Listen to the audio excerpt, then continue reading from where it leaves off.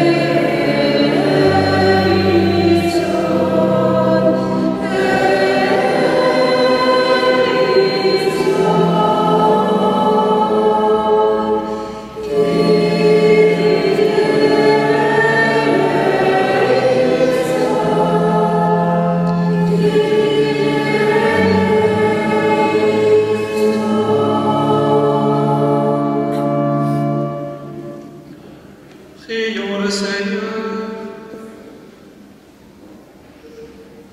Seigneur, tu nous as dit d'écouter ton Fils bien-aimé. Fais-nous trouver dans ta parole les vivres dont notre foi a besoin, et nous aurons le regard assez pur pour discerner ta gloire. Par Jésus le Christ, notre Seigneur, qui vit et règne avec toi, dans l'unité du Saint-Esprit, pour les siècles des siècles.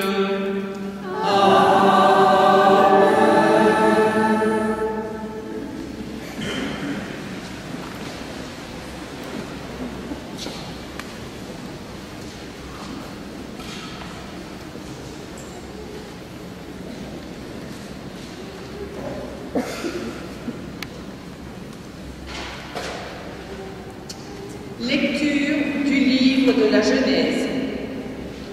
Abraham vivait alors en Chaldée. Le Seigneur lui dit: pars de ton pays, laisse ta famille et la maison de ton père, va dans le pays que je te montrerai. Je ferai de toi une grande nation, je te bénirai, je rendrai grand ton nom, et tu deviendras une bénédiction. Je bénirai ceux qui te béniront. Je maudirai celui qui te méprisera. En toi seront bénies toutes les familles de la terre. Abraham partit, comme le Seigneur le lui avait dit, et Lot partit avec lui. Parole du Seigneur.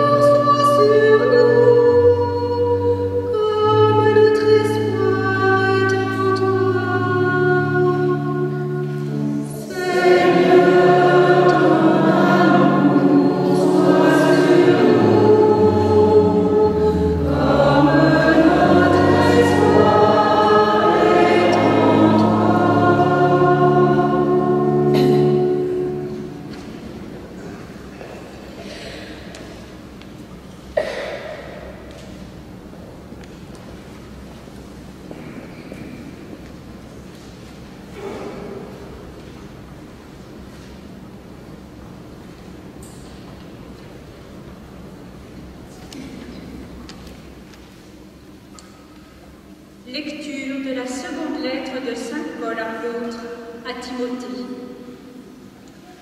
Fils bien-aimé, avec la force de Dieu, prends ta part de souffrance pour l'annonce de l'Évangile.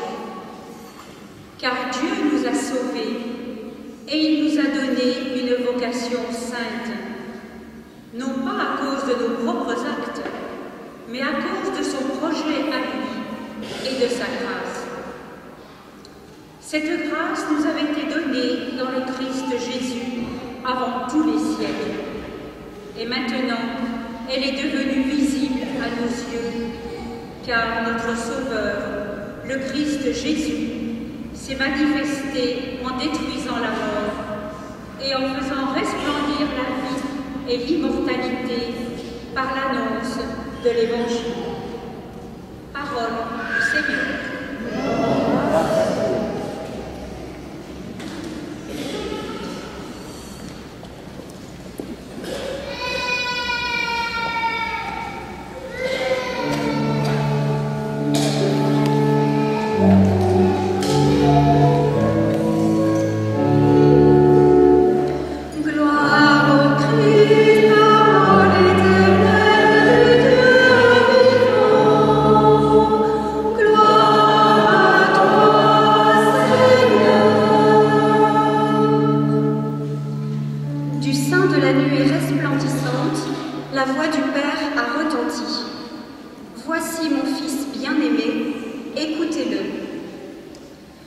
Gloire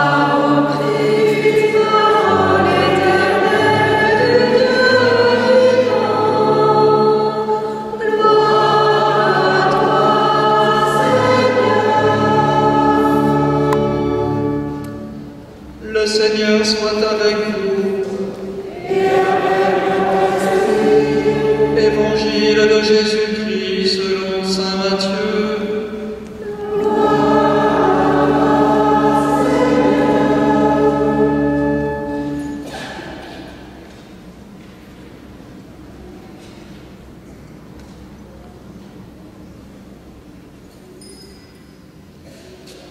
Jésus prend avec lui Pierre, Jacques et Jean, son frère, et les emmène à l'écart sur une haute montagne. Il fut transfiguré devant eux. Son visage devint brillant comme le soleil, et ses vêtements blancs comme la lumière. Voici que leur apparurent Moïse et Élie, qui s'entretenaient avec lui. Pierre alors prit la parole et il dit à Jésus, « Seigneur, il est heureux que nous soyons ici. Si tu le veux, je vais dresser 3 tentes, une pour toi, une pour Moïse, une pour Élie. » Il parlait encore lorsqu'une nuée lumineuse les couvrit de son ombre. Et de la nuée, une voix disait, « Celui-ci est mon Fils bien-aimé, en qui j'ai mis tout mon amour. Écoutez-le. » Entendant cela, les disciples tombèrent la face contre terre. Ils furent saisis d'une grande frayeur. Jésus s'approcha, les toucha et leur dit, « Relevez-vous et n'ayez pas peur. » Levant les yeux, ils ne virent plus que lui, Jésus seul. En descendant de la montagne, Jésus leur donna cet ordre. « Ne parlez de cette vision à personne avant que le Fils de l'homme soit ressuscité d'entre les morts. » Acclamons la parole de Dieu. Louange à toi, Seigneur Jésus.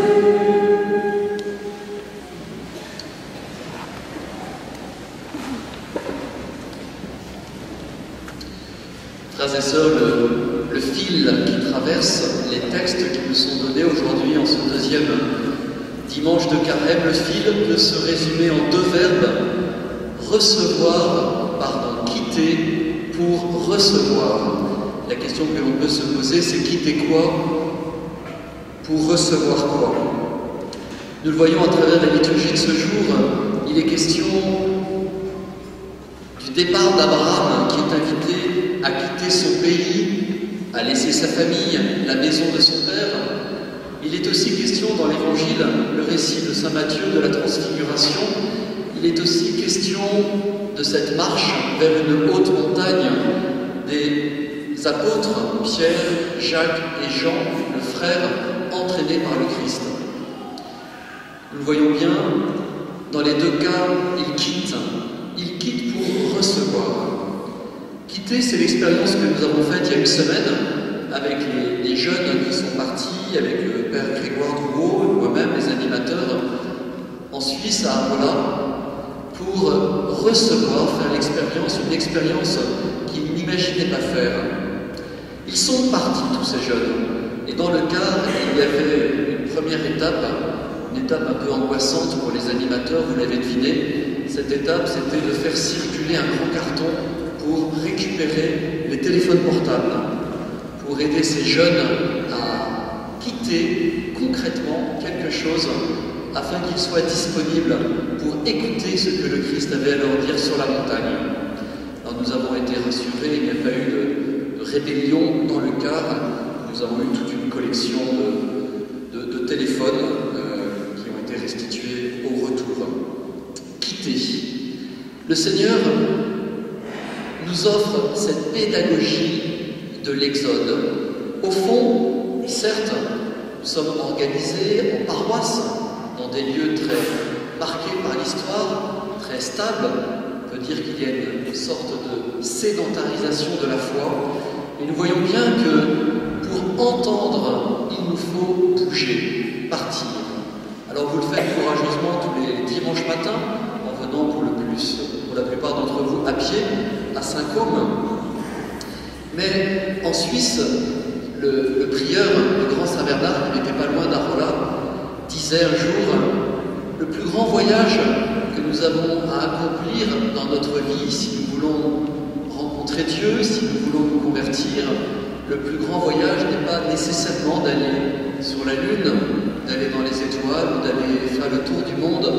Le plus grand exode à accomplir dans notre vie, c'est celui qui va de notre tête à notre cœur. De notre tête à notre cœur. En effet, on pourrait faire un sondage ici, je pourrais poser la question: qui prie Dieu? Et je pourrais aussi poser la question: qui parle à Dieu? La distinction qu'il y a entre penser à Dieu, lire des choses intéressantes sur Dieu, et lui parler comme à celui qui habite notre cœur. Pour reprendre cette parole du Père Bernard, le prieur du grand Saint Bernard, si ce voyage, le plus grand voyage, est celui de notre tête à notre cœur, c'est bien parce que le Christ habite à l'intérieur de nous-mêmes et que nous pouvons, faute d'aller en montagne, descendre nous-mêmes pour l'écouter. Hier matin, nous avions le groupe de confirmation, un certain nombre de jeunes étaient allés au camp d'Arola, et un jeune qui n'est pas parti en camp a posé cette question quand le Christ dit « Écoutez-moi, je n'entends pas. Alors, comment entendre ?» Et deux jeunes qui ont fait le camp ont levé le doigt. L'un dit, pendant tout le camp, j'ai senti une présence, la présence. Pas forcément des paroles, mais une présence. Moi-même, je peux confirmer que ce camp était tout à fait surnaturel. Le Seigneur était présent. Il y avait une présence manifestée par la paix, la joie d'être ensemble, la paix d'être ensemble. Et un autre garçon a pris la parole en disant: moi j'ai fait une expérience intérieure quand le Saint-Sacrement a été exposé. Nous avons eu une soirée avec les jeunes qui leur permettait de se confesser, et ce jeune qui était complètement déployé comme une fleur que l'on déploie a témoigné que, voilà, mystérieusement, le Seigneur l'avait touché dans le Saint-Sacrement. Partir en exode comme Abraham pour se laisser atteindre, pour entendre le Christ nous parler. Le pape François a complété l'encyclique du pape Benoît. C'est une encyclique à deux mains qui s'appelle « La lumière de la foi ». J'ai dit ce matin, j'ai fait une erreur, j'ai dit le pape François et le pape Grégoire, ce qui a bien fait rire les parents du prêtre Grégoire Drouot qui était ici présent. Donc c'est bien le pape François et le pape Benoît qui ont écrit cette encyclique. Et dans cette encyclique sur la foi, sur la lumière de la foi, il est écrit ceci qui est extrêmement intéressant. La foi non seulement regarde vers Jésus, ce que font les apôtres au moment de la transfiguration, mais la foi regarde du point de vue de Jésus avec ses yeux. Elle est une participation à sa façon de voir. Tout est dit dans ce passage, c'est-à-dire, je disais tout à l'heure que le fil rouge de ce dimanche de Carême, c'était partir pour recevoir, en fait c'est partir pour recevoir le salut. La révolution du christianisme, c'est que non seulement nous sommes en contact visuel avec la lumière, qui est le Christ, cette lumière qui va se déployer complètement dans quelques jours pour certains, dans quelques années pour d'autres, tous ceux qui vont passer de l'autre côté. Avant-hier, j'ai enterré un homme de 50 ans qui a été fauché sur la route. Il ne s'y attendait pas, mais il a eu ce face-à-face un peu tôt, ce face-à-face complet avec la lumière du Seigneur il y a quelques jours. Mais non seulement nous sommes invités à avoir en face-à-face cette lumière, et la révolution du christianisme, que la lumière vient en nous, de telle sorte que nous voyons avec les yeux lumineux du Christ, et nous touchons l'autre avec notre corps, qui peut être lui-même habité par le corps du Christ. Le sens de la transfiguration, c'est bien celui-ci. C'est non seulement contempler Jésus-Christ, mais aussi recevoir cette lumière, afin que cette lumière habite nos propres yeux, nous permettent de voir surnaturellement ce que nos frères païens ne peuvent pas encore voir.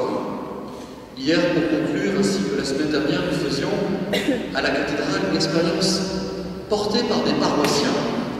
Emmanuel, la semaine dernière, nous invitait à regarder les chapiteaux et Anne-Claire, hier, nous invitait à regarder les vitraux. Eh bien, j'ai fait l'expérience que mes yeux n'avaient jamais remarqué un certain nombre de couleurs, un certain nombre de motifs, un certain nombre de d'écrits sur les vitraux. Mais de la même façon, nous pouvons demander aujourd'hui, dans cette Eucharistie, que nos yeux se dessillent, que nous ne soyons pas des habitués de la foi catholique, mais que nous soyons sans cesse régénérés pour voir le Christ, voir sa lumière et entendre ce qu'il veut dire personnellement à chacun. Amen.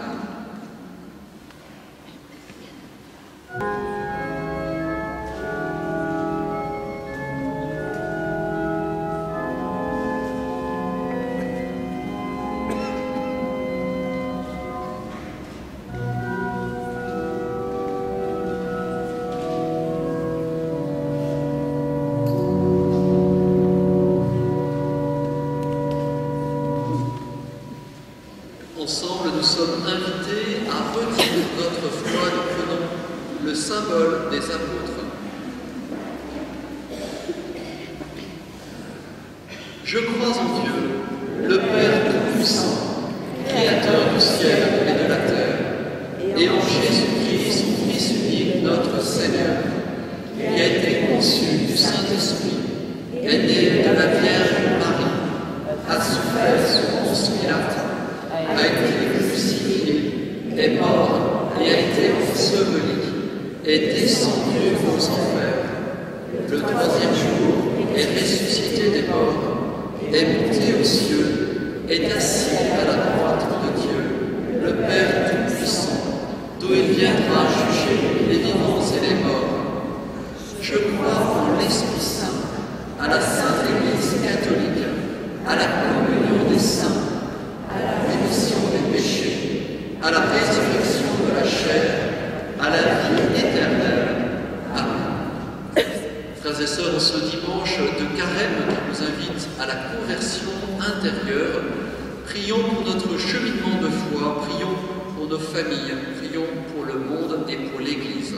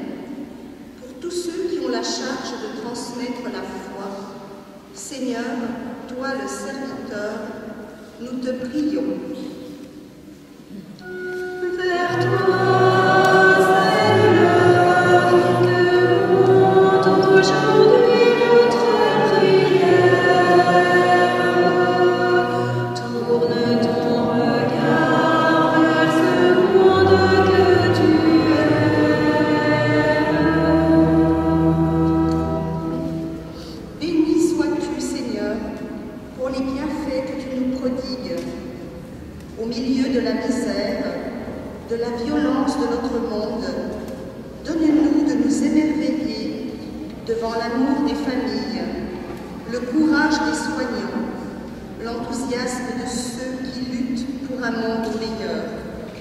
Suggère à chacun les bonnes pensées et les bonnes actions.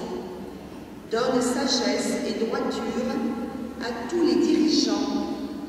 Apporte ta justice et ta paix à tous les peuples. Seigneur transfiguré, nous t'en prions. Vers toi, Seigneur, que monte aujourd'hui notre prière. Tourne ton regard vers ce monde que tu aimes.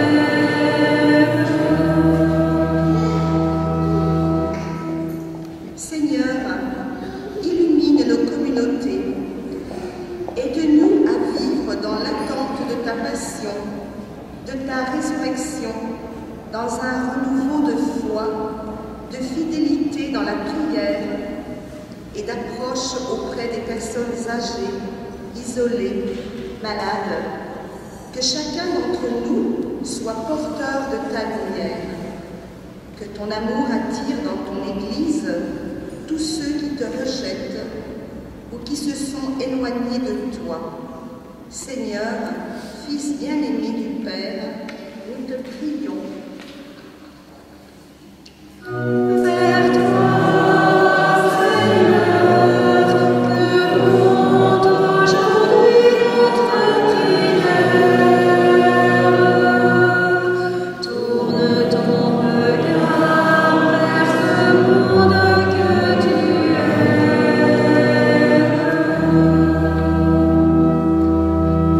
Seigneur, nous te confions tous les couples de la paroisse actuellement à Saint-Désert qui sont formés avec le week-end Amour et Vérité. Seigneur, nous te prions. Toi qui règnes pour les siècles des siècles. Amen.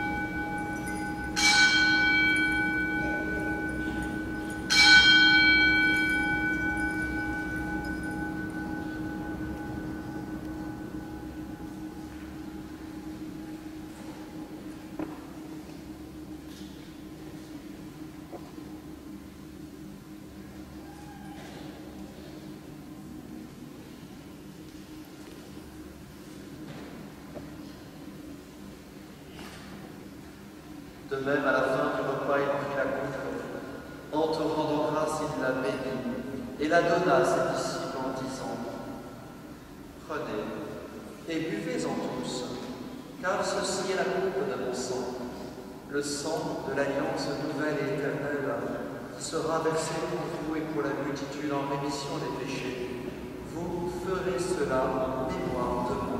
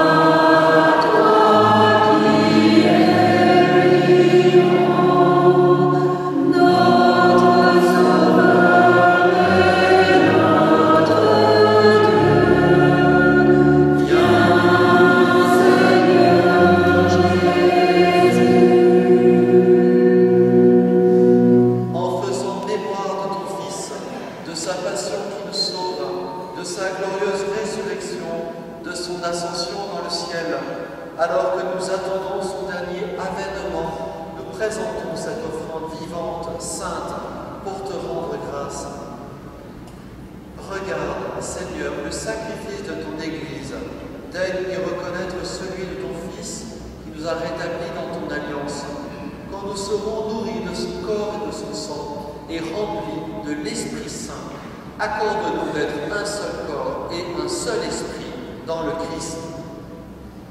Que l'Esprit Saint fasse de nous une éternelle offrande à ta gloire, pour que nous obtenions un jour les biens du monde à venir auprès de la Vierge Marie, la bienheureuse Mère de Dieu, avec les apôtres, les martyrs, Saint Joseph, son époux, les saints qui ne cessent d'intercéder pour nous. Et maintenant, nous te supplions, Seigneur, par le sacrifice qui nous réconcilie avec toi, étends au monde entier le salut et la paix. Affermis la foi, la charité de ton Église au long de son chemin sur la terre. Veille sur ton serviteur, le pape François, notre évêque Benoît, l'ensemble des évêques, les prêtres, les diacres, le peuple des rachetés.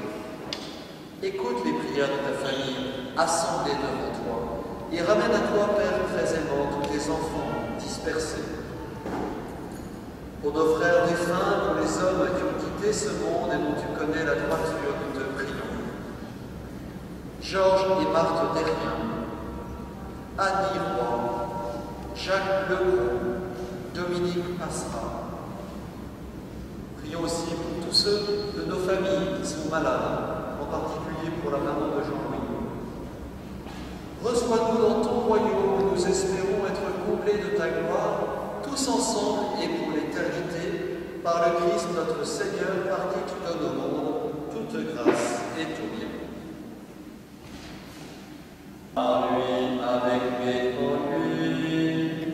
Amen.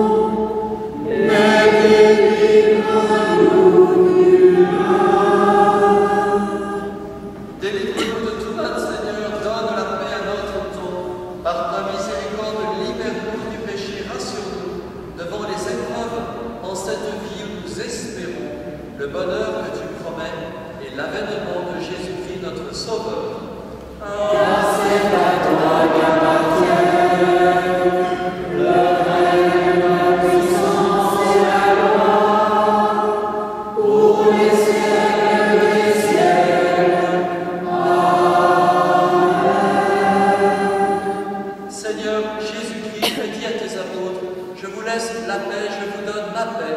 Ne regarde pas vos péchés, mais la foi de ton Église. Pour que ta volonté s'accomplisse, donne-lui toujours cette paix, conduis-la vers l'unité parfaite, toi qui règnes pour les siècles des siècles.